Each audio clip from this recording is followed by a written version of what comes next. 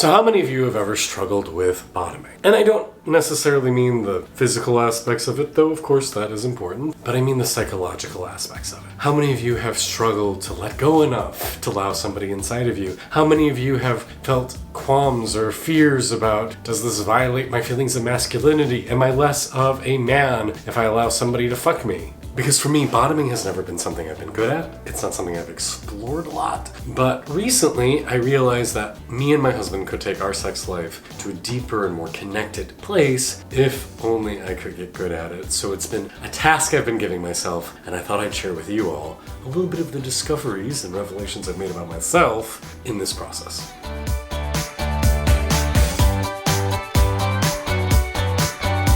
So hey guys, if we haven't met before, my name is Kalen. I am an ecstatic spiritual life coach. I work with people around the world on helping them come home to themselves and become the best, most integrated, most alive versions of them. I've written a couple books. I host this YouTube channel where we explore the intersection of meditation, spirituality, sex and sexuality, masculinity, and bringing it all together to live an authentic life. If you haven't yet, please do hit the like and subscribe buttons down below so you can stay updated about videos and help improve your analytics. Alright, so bottoming. It's something I've never done a lot of.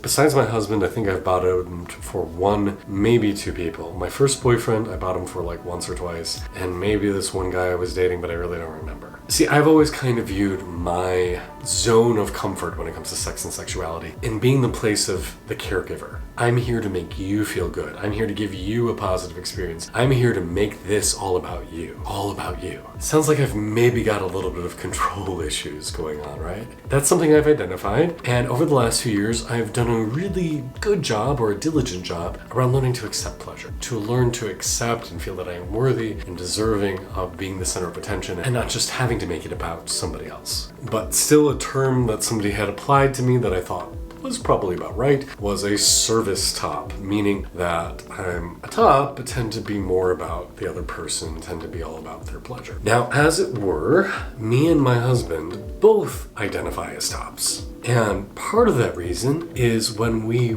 were dating and when I was looking for a life partner, sexual roles weren't really high up on my need list because, frankly, I always enjoyed the sensual sides of sex. The cuddling, the massage, the mutual masturbation, oral sex. Fucking or being fucked wasn't that big of a deal for me. Often I will start to use the term side to describe more of my sex life. My husband does too. Like we don't feel like we need to have anal sex to have a sexual experience that is fulfilling. We don't need to feel like either of us came to feel like we had a fulfilling sexual encounter. But more recently, I've been wanting to open up to the idea of exploring more anal sex. And since my husband has anal fissures and it means he bleeds easily, it can be quite uncomfortable. Even just going to the toilet can be an uncomfortable experience for him from time to time. Bottoming, I mean, it's happened on a rare occasion, but it's not something I want to force for him. So it's become clearer and clearer if that we wanted to have more penetrative sex in our life, then I would have to be the person who was more of the receptive partner. I would have to be more of the bottom. And in an ideal world, I think we both would love to be fully versed, but that's not so much an option at this moment in time. Now, I don't know about you, but for me, the idea of bottoming brought up a lot of tension, a lot of internalized shit. Because let's face it, all of us same-sex attracted people have had to wrangle with our own homophobia. We've had to wrangle with our own feelings of being gender not normal. And I so appreciate and applaud the people who are fully comfortable to buck societal notions of what a man should be or what a woman should be and explore the rainbow, the continuum of possibilities that there's no right way to be man, to be masculine. There's no right way to be woman, to be feminine. There's no right way to be a gender fluid person. It's all just an exploration. I love that. But as somebody who grew up constantly being bullied for not being masculine enough, I strived very hard to feel safe by amping up my appearance of masculinity in the world. I worked very hard to become more muscular, to be more straight acting, which is not a quality that I think is necessarily a good thing. But as an evolving human, as a teenager, as a young adult, it's something I worked to cultivate so I felt safer, so I felt like I would be less attacked, so I would feel less vulnerable to people. And I have done exploration of embracing my inner feminine, embracing my inner goddess, integrating the masculine and feminine, but I'm not somebody who's comfortable to, right now anyway, walk down the street in heels, or carry a purse, or wear drag, or, it's not something that I've done a lot of. And frankly, in gay culture, and probably in straight culture too, there is a social premium given to guys who appear hypermasculine. In the unfortunate hierarchy of gay men, straight acting, straight appearing gay men tend to be towards the top of the pecking order. Not that I think that is right, but it tends to be the case. And so being somebody who can come across as masculine in the traditional sense gives you social cred. It gives you the feeling of being more welcomed, more desired, more appreciated. And as somebody who didn't have those things in my years of maturation, who was ostracized and bullied and treated horribly by my peer group, getting that now as an adult feels really good.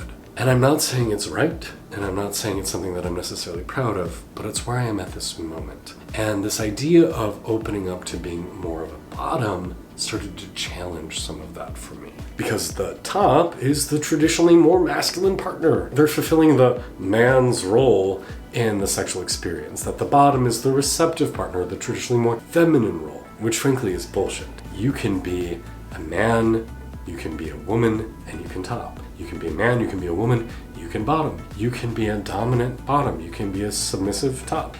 None of that matters. We're taking heteronormative paradigms and applying them onto queer relationships, which do not work. And let me reaffirm, I so applaud people who twist the gender dichotomy and make it their own and explode the gender differences and say, we can play with all the colors. There's no right or wrong way to be you. But for me to tiptoe into that more traditionally feminine side, or to give up some of that status as being a masculine man, feels uncomfortable. It's a huge reason why homophobia exists in the first place, because men don't want to give up their status. Straight men don't want to be accused of being gay because it is considered less than in their minds. In fact, in certain cultures and amongst certain groups, it's not even considered gay to top another guy. It's only gay if you are the bottom, if you're the receptive partner. You can go fuck whoever you want, but as soon as you're the one getting fucked, now you're surrendering your masculinity. So with this decision for me to try and be a better bottom, a better receptive partner for my husband, all of this shit started to come up. This feeling of no longer being good enough, no longer being man enough, no longer being desirable, that being a top is more desirable than being a bottom. Being masculine is more desirable than being feminine, even though in my head, I don't think that's the case. I think the feminine and the masculine have equal value. And I know I'm not alone in this. And this is why I'm making this video today. I know probably all of us struggle with the paradigms, the rules, the guidelines of traditional masculinity. Because masculinity, and this is something we'll explore in greater depth, isn't just given to you in today's society. You aren't just said, hey, you're a man, congratulations. It's something that you have to prove. It's something you have to earn. It's something you have to demonstrate. And the extreme of that is what we call toxic masculinity, a masculinity that hurts other people in order to get validation for yourself. To be perceived as masculine in today's world is very difficult. It takes a lot of conscious grooming. It takes a lot of conscious development to become somebody who is perceived as masculine for almost all people. I was recently watching a documentary on the movie star Rock Hudson, who was gay, but before people knew that, he was held up as the pinnacle of masculinity. For a generation, he was what people thought of when you said a man's man. But it was all fabricated. He was taught how to walk. He was taught how to talk. He likely had surgery on his vocal cords to make his voice deeper. His agent and some producers fabricated this character of Rock Hudson, taught him how to be a masculine man so that people would desire him. And that's fucking sad. It's sad that masculinity has become so performative. It's sad that he couldn't be himself. It's sad that society learned what masculinity is from somebody play acting at it. And so for myself, I don't want to live in the rules that society taught me. I want to live in a rule set that I consciously chose for myself because it makes me feel good. And so one day I went to my husband and said, hey, I think I need to start adopting this idea of me possibly being able to be a bottom in order for me to be the partner that you need, so we can have more connection, more good sex, more intimacy between us. And that was fucking scary, but something I needed to explore. The other aspect of bottoming that I've had to embrace is a feeling of safety.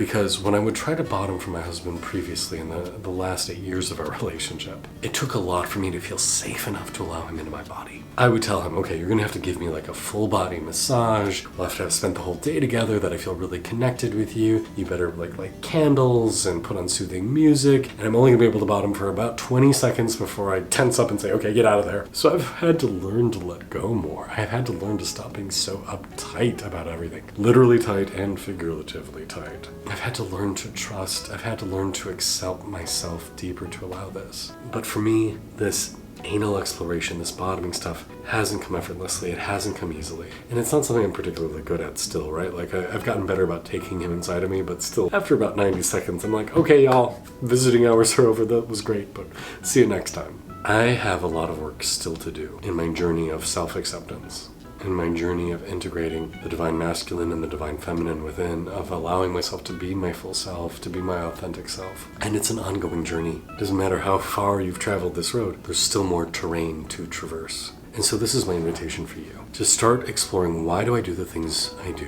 Why do I behave the way I behave? And can I make choices that are better for me, even if they aren't the ones I would automatically take, or the ones that my mother told me I should take, or the ones, my priest told me I should take? And live a life that is integrated with your truth. Live your life where you're making choices that make you feel good, feel powerful, feel strong. And maybe that just means getting a dick up your ass. I'm Kalen. This is Ecstatic Self. Namaste.